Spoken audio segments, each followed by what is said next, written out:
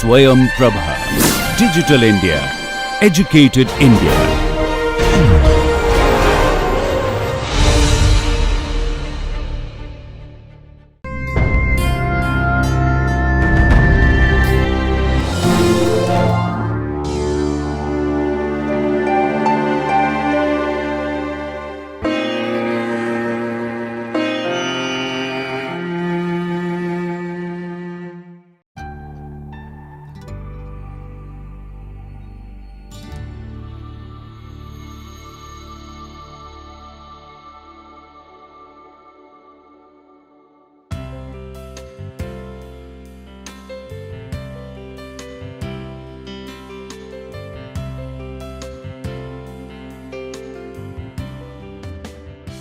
Hello everyone.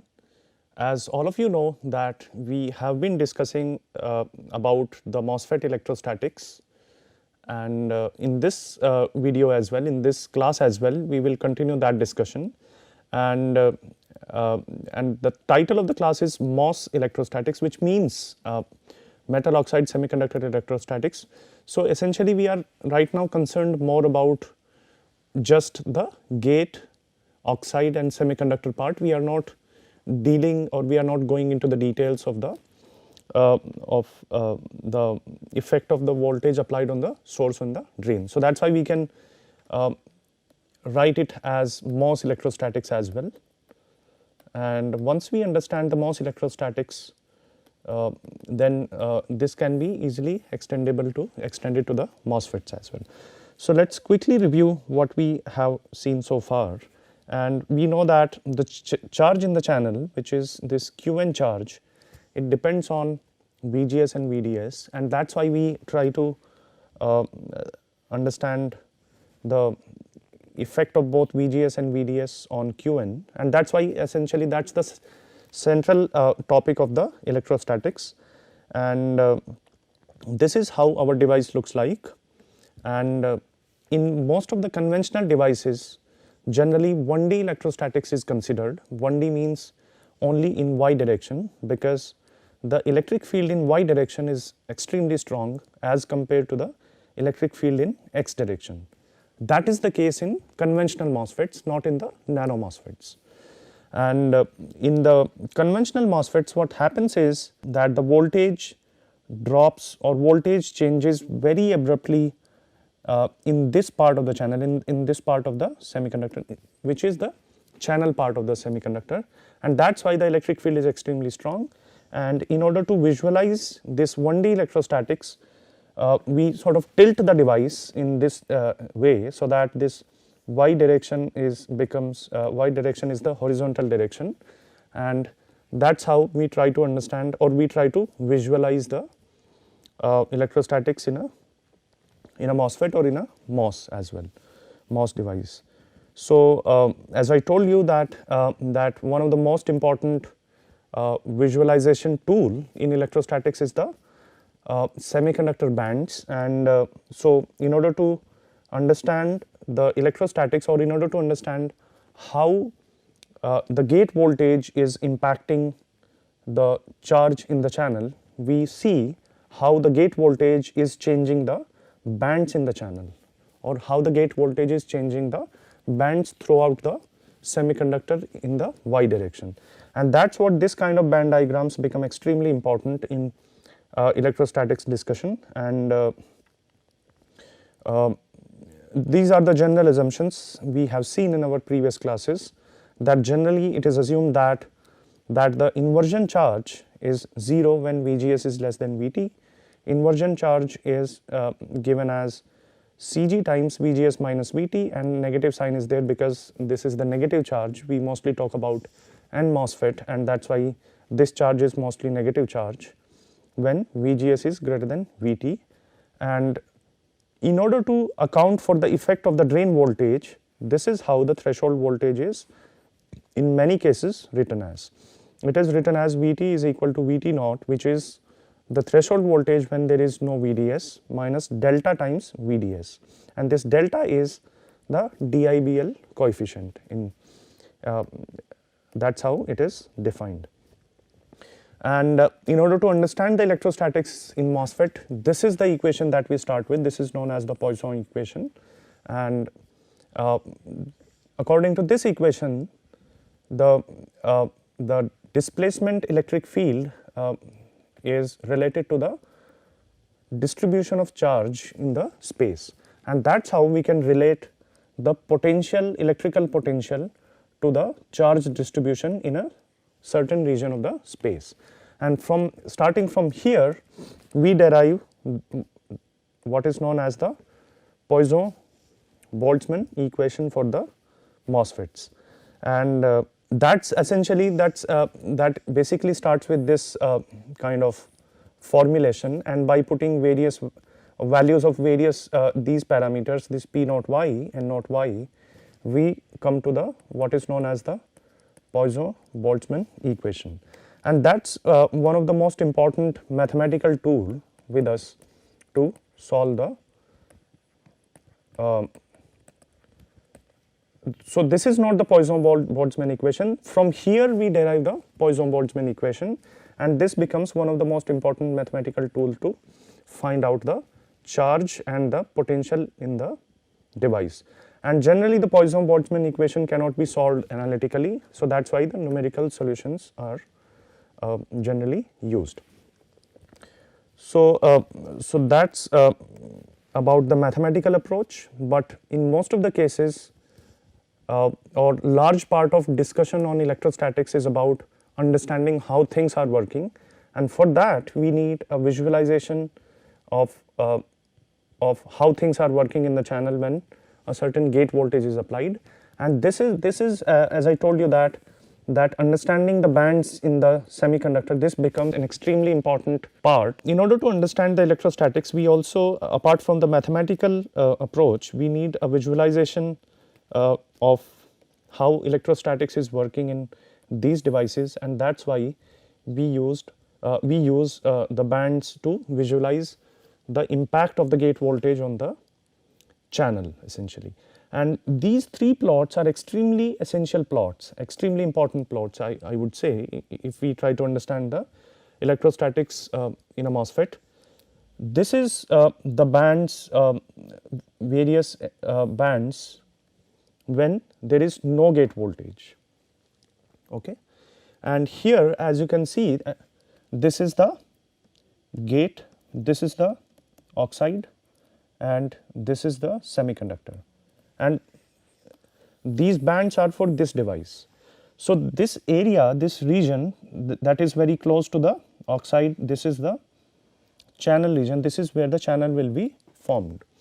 And here, as you can see, that there is an implicit assumption that the Fermi level of the gate, metal is aligned with the Fermi level of the semiconductor, okay.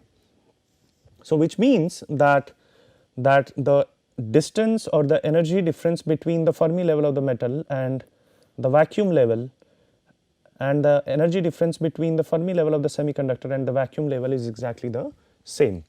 So as some of you might recall, that we define the work function of a material as the difference between the vacuum level and the Fermi level. So in this band diagram, it is assumed that the work function of the metal, of the gate metal, is same as the work function of the semiconductor.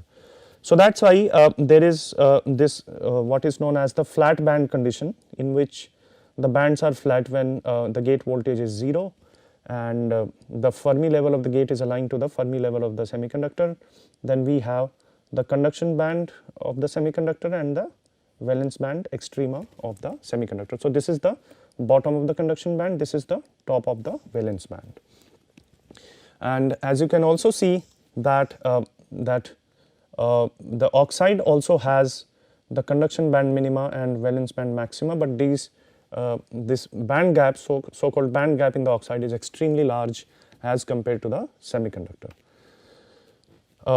And in this case, if we apply a negative voltage on the gate material, what it does is that it will attract the holes in the semiconductor to the interface, and the bands will be bending upwards, because the Fermi level will always remain uniform, because there is no current in the y direction. In this direction there is no current. So, the Fermi level in various materials will always be straight lines.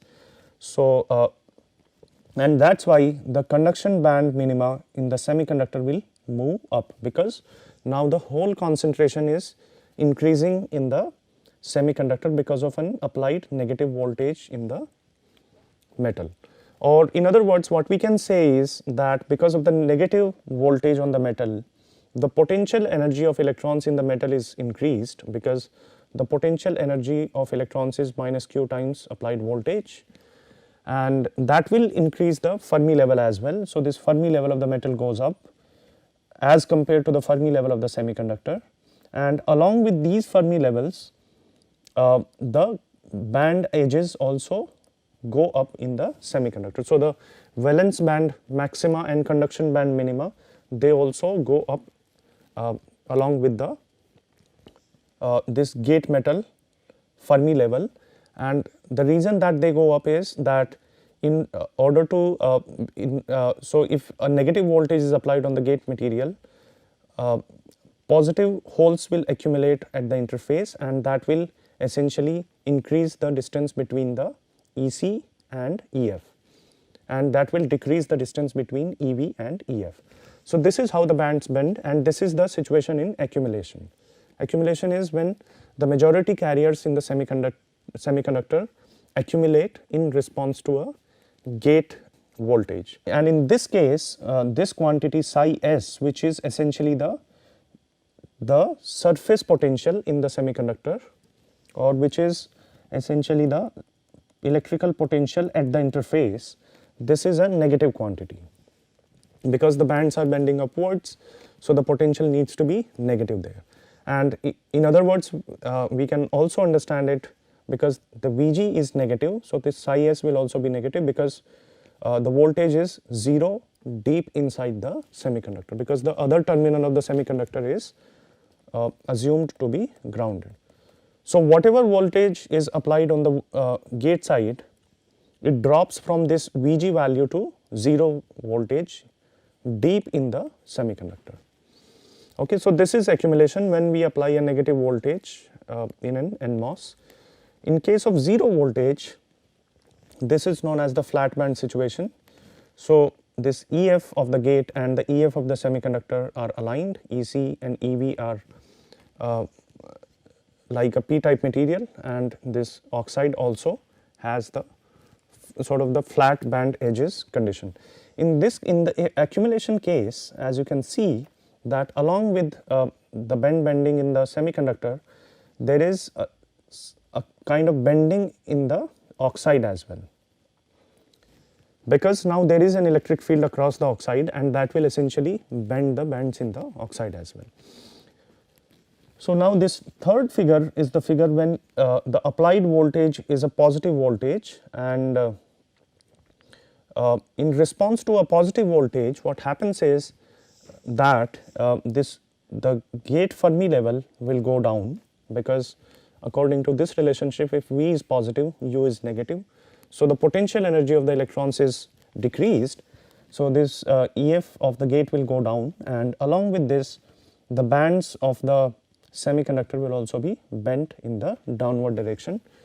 That is one way of understanding this, and the second way of understanding this is that when a negative voltage is applied on the gate terminal, it will attract or it will repel holes in the semiconductor, or it will attract electrons to the interface. So, that will initially create a depletion in the semiconductor, because the majority carriers are getting repelled from the interface, and this depletion essentially means that the number of holes are going down and number of electrons are increasing. So, this conduction band will come close to the Fermi level, and the valence band maxima will go away from the Fermi level. If we apply a large enough negative voltage, what happens is that this Fermi level is quite close to the conduction band right at the interface. Far away into the bulk semiconductor, the Fermi level is close to the valence band of the material. So this is a peculiar situation because at the interface the Fermi level is extremely close to the conduction band minima, and deep inside the semiconductor the Fermi level is quite close to the valence band maxima. So what it means is that deep inside the semiconductor the material is p-type because the EF and EV are very close to each other, which means that number of holes are large, and right at the interface the EC and EF are close, which means that the semiconductor becomes n-type at the interface, or there is a large number of electrons accumulated at the interface of the oxide and the semiconductor, and that is known as the inversion region. So this is the case of inversion, and that is also what happens when the channel or negative channel is formed inside a p-type bulk material. Okay. So this is a qualitative picture of the potential profile, and along with this band bending also happens in the semiconductor in y direction. So if we properly understand this band bending in semiconductors on application of various gate voltages, we can easily find out, or we can intuitively understand what happens when a certain gate voltage is applied, or we intuitively can understand the electrostatics in a much better way. So what is also clear from here is that the surface potential or the electrical potential at the interface psi s is related to the band bending. So in this case, when the bands are bending downwards, the psi s is positive. Okay. So in a nutshell, what we can say is we are applying a voltage Vg. A certain voltage psi s is getting created in the semiconductor at the interface. So on application of Vg, we are producing psi s in the semiconductor at the interface, or at y equal to 0, which is essentially this point, psi s is created in response to Vg. So that's an important point, because this psi s governs most of the things in the semiconductor. This psi s governs most of the electrostatics of the semiconductor. So this psi s is also a very important quantity, and its relationship with Vg is also very important to understand the electrostatics. So this was the qualitative picture of the potential profile in the semiconductor when we apply various gate voltages.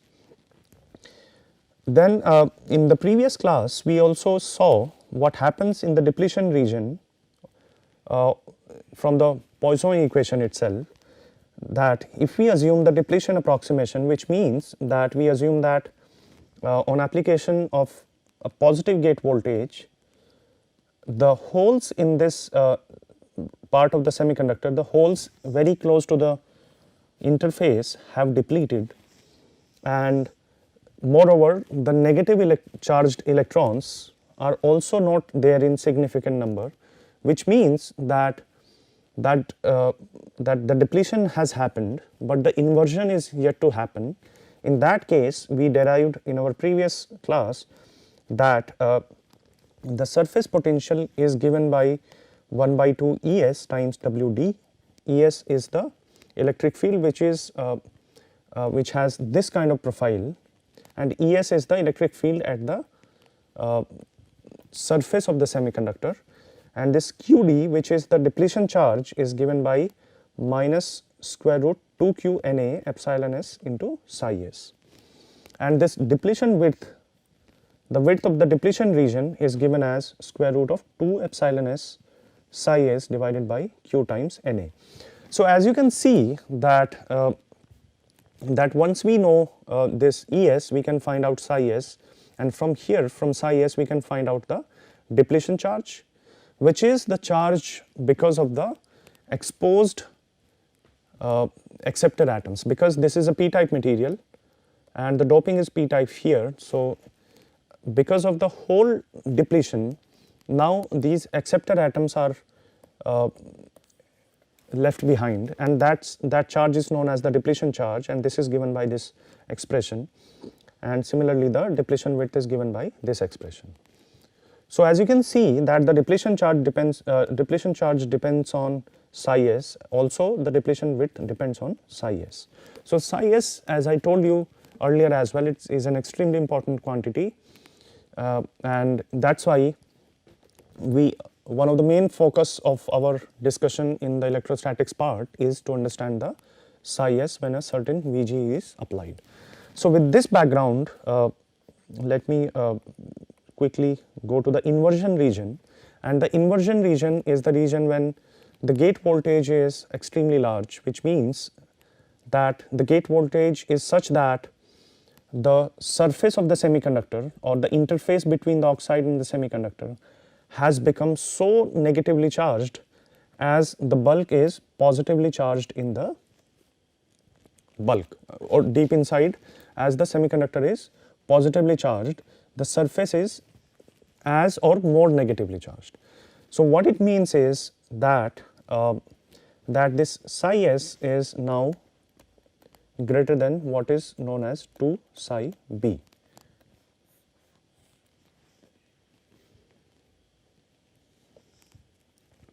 Okay. What is psi b? Essentially, psi b is actually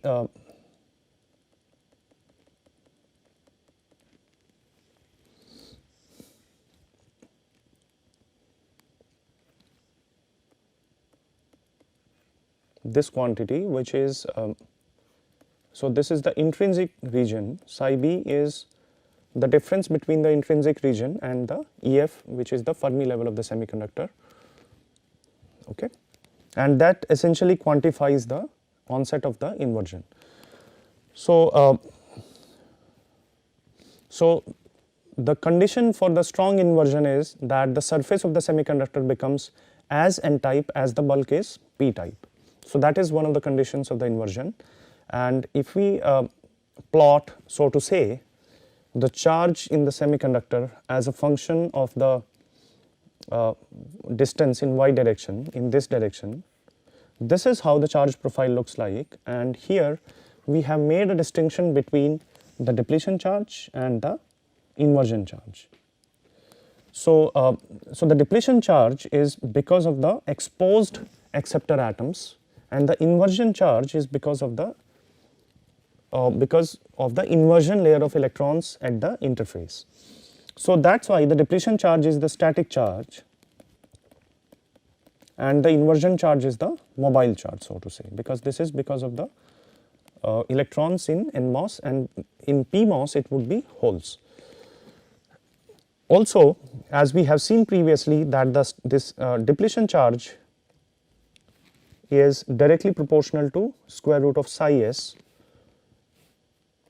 and generally in the depletion region this is almost uniform and this decays like this. The inversion charge, as soon as this Vg is large enough, suddenly there is or not suddenly, actually it's a gradual process, but gradually a lot of electrons start accumulating, and after this condition, once this psi s is greater than 2 psi b, there is an exponential increase in the inversion charge, and that's what we will try to understand. So this is the intuitive picture, this is the I would say the qualitative picture of the charges in the semiconductor, and so that's why in semiconductor generally we write that the total charge in the semiconductor is the sum of the depletion charge and the inversion charge, and this depletion charge is the static charge and the inversion charge is the mobile charge. So we will try to understand this mathematically. At any point in the semiconductor, the number of holes is given has a relationship with the amount of bend banding at that point. So the psi y accounts for the bend banding at a point y, and psi s is actually the amount of bend banding at the interface between oxide and semiconductor, or at the surface of the semiconductor.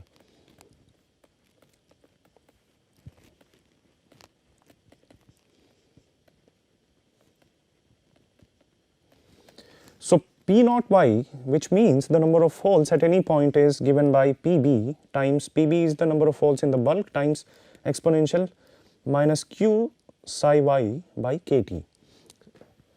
And generally this Pb, which is the number of holes in the bulk, is equal to the number of acceptor atoms, because we assume that that almost all the acceptor atoms are ionized. Similarly, the number of electrons at any point is Nb times exponential plus q psi y by kT. So, if this psi y is positive, which means that the bands are bending downwards, which means the conduction band is getting close to the Fermi level, in that case the number of electrons will increase and number of holes will decrease in the semiconductor. Similarly, if the psi y is negative, which means the bands are bending upwards, in that case the conduction band minima is going away from the Fermi level, and that sort of says that the number of holes are increasing in that region where the bending is happening and number of electrons are declining there. So, these quantities actually account for the mobile charge in the semiconductor, and the static charge in the semiconductor is because of the depletion region, because of the dopants. So, at the interface or at the surface of the semiconductor, so the interface between semiconductor and oxide and the surface of the semiconductor are essentially the same thing actually. So, they are being used interchangeably, which is the y equal to 0 point. The number of electrons is Ni squared by Na times exponential q psi s by kT. Okay. And what we assume is that in the inversion region, by definition, as I told you, that the surface becomes as n-type as the bulk is p-type. So, the bulk is p-type, which means in the p-type bulk the number of holes is equal to the number of electrons at the surface when the inversion has happened. So, this number is equal to the number of holes in the bulk, which is Na. So, Ni square by Na exponential q psi s by kT is equal to Na, and from this we can easily find out the value of the psi s essentially. So, let me not write it, it is given by this quantity. Psi s is actually 2 kT by q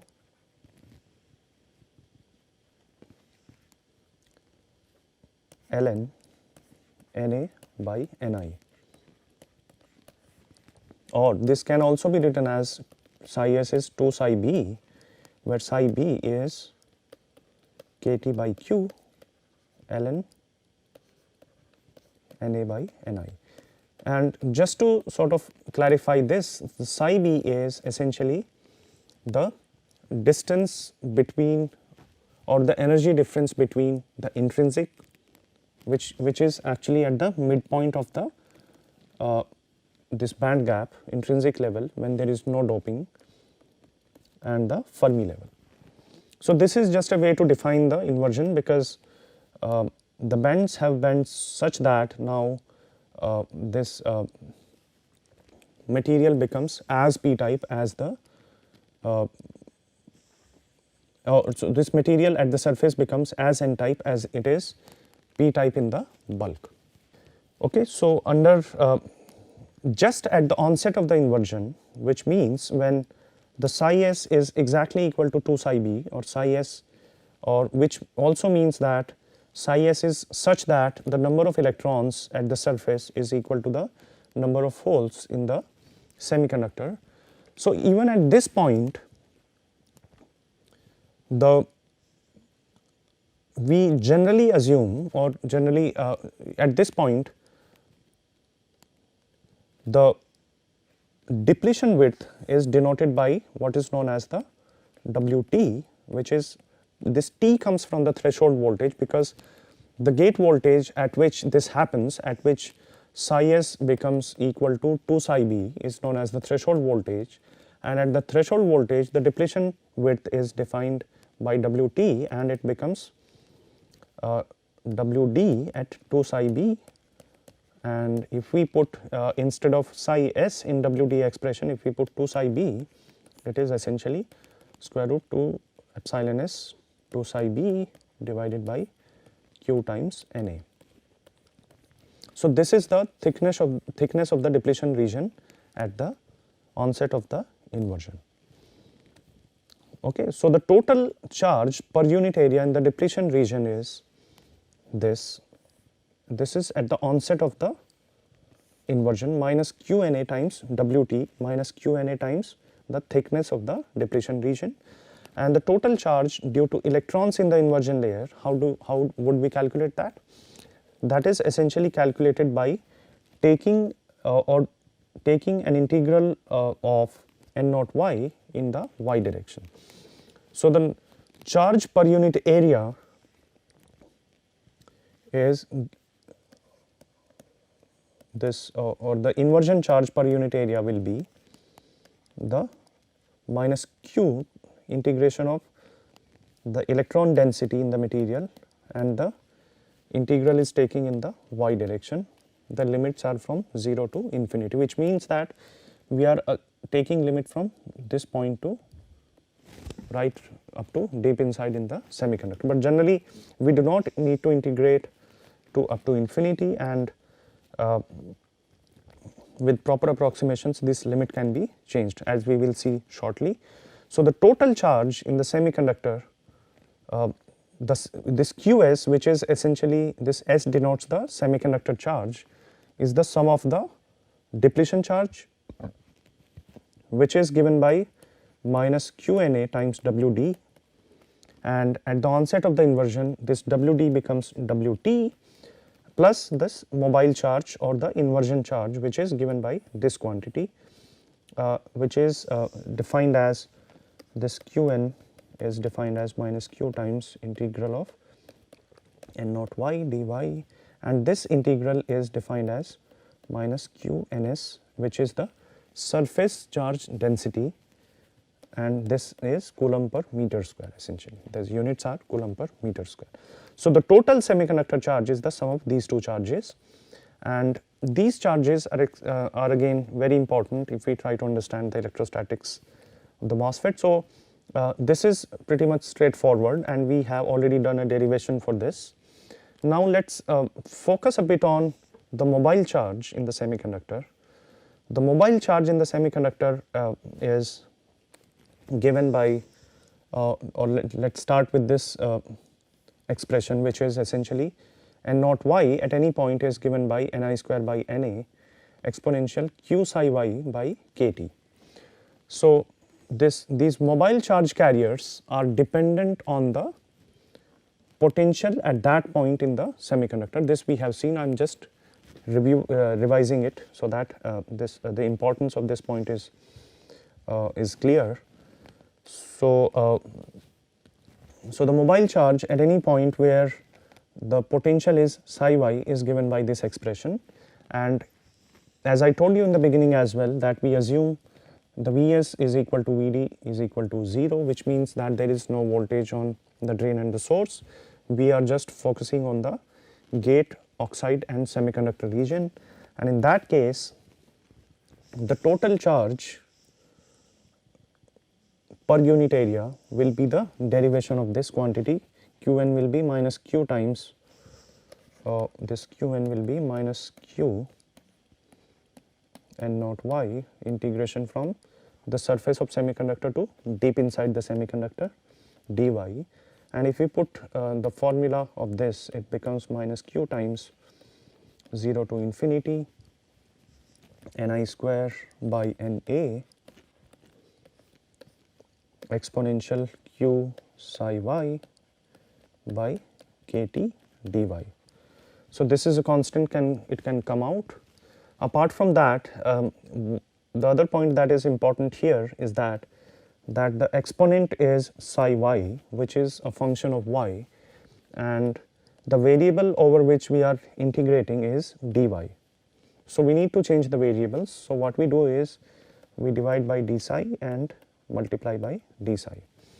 So this thing dy by d psi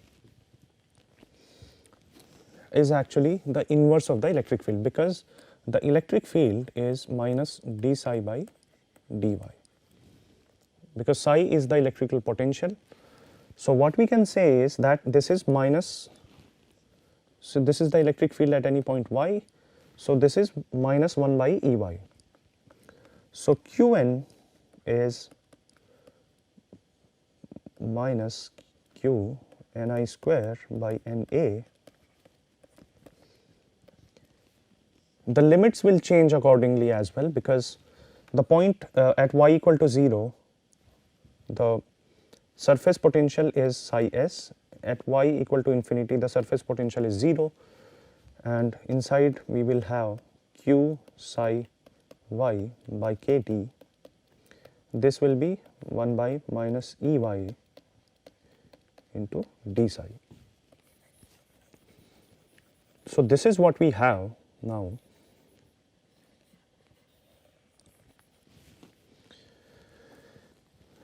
And if we assume this integration, actually this integral is not so easy, as you can also see, because we have exponential function of psi, but after changing this variable, we have made it simple. But still this 1 by minus Ey is there, so this minus can cancel this.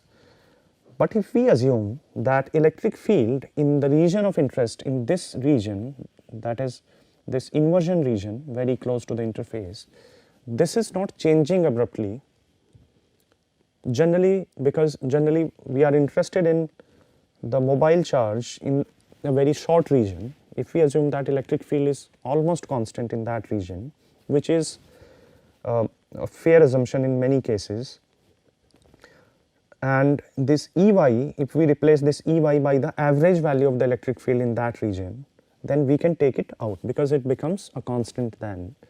So this will become, this Ey will come out, and this will be Q by E average. So that way this integration becomes easy. Now we are just, we just need to sort of integrate it with respect to psi y, and on integration what we obtain is Qn is Q Ni square by Na times 1 by E average. The integral gives the same exponential Q psi by kt divided by Q, and kt will be in the limits are from psi s to 0. So under these limits this will be, so with 0 it is exponential to the power 0 is 1, and psi s, so it will be this, just this part will be 1 minus exponential q psi s by kt. But generally this second part is extremely large as compared to this 1, so we can ignore 1, and in that case ultimately what we obtain is this. The Qn is minus q times Ni square by Na times exponential q psi s by kt times kt by q divided by E average, and this E average is the average electric field in the inversion layer. So now this expression is quite, I would say, is a systematic expression, because we can compare this to Q n is equal to minus q times n naught times T inversion. If we compare this expression to this expression, because in this expression q is the electron charge unit, n naught is the charge per unit volume in the depletion in the inversion layer, and T is the thickness of the inversion layer. And if we do that, then these are I would say these are not exact expressions, but these are so to say phenomenologically this is how we try to understand the thickness of the inversion layer. And if we compare this expression with this expression that we just derived, this n naught is equal to Ni square by Na times exponential q psi s by kt, and this thickness of the inversion layer becomes kt by q divided by E average. And this is just a few nanometers actually. If we do for a typical electric field, if you do the calculation, it is just a few nanometer of thickness of the inversion layer. So this is how we understand the mobile charge and the inversion region in the MOSFET. Okay, hope this is clear to all of you. And if you closely have a look here, in various conditions, so this expression is fairly general, and in various conditions we just need to find out the average electric field, and if we know that, we can find out the mobile charge in various conditions. And what are the various conditions? So this mobile charge can be there even below threshold, which means even before the onset of the strong inversion, there might be some electrons at the interface, but these electrons are less as compared to the depletion charge. So generally we ignore that. But using this expression, we can find out the mobile charge below threshold as well as above threshold. The only difference will be in the average electric field in the semiconductor. So I hope this idea of inversion or electrostatics in inversion regime is clear, and we will begin with this point in the next class. Thank you and see you in the next class.